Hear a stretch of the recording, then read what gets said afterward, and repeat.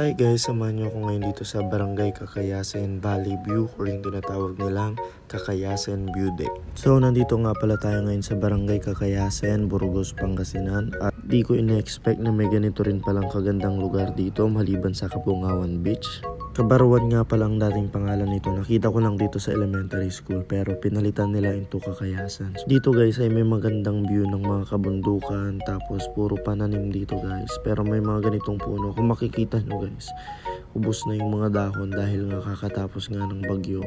At meron pang mga natumbang puno dito. Ayun guys, makikita nyo katulad nito.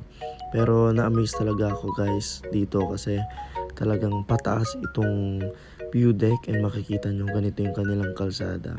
Siguro pag dito sa camera hindi natin masyadong maramdaman yung paangat niya.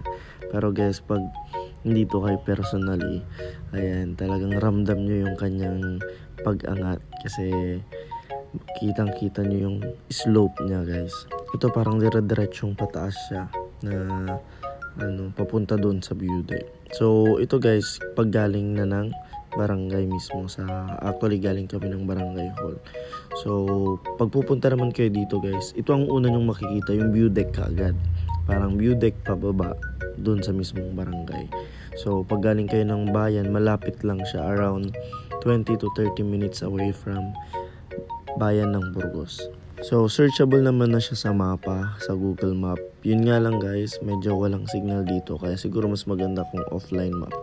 Hindi ko alam kung may ibang pasyalan dito pero so far ito daw yung isa sa pinupuntahan nila dito sa Barangay Kakayasen, itong view deck or yung valley view. Kaya nga amaze ako nung nakapunta ko dito dahil sa tagal ko na pumupunta dito sa Burgos, Pangasinan ay ngayon ko lang nalaman na meron din palang ganitong pasyalan dito. So madami na kami nagiging side trips pero isa to sa maganda ding makita at masilayan, itong Kakayasen Valley View or yung Kakayasen View Deck. So ito nga pala pag nasa sasakyan.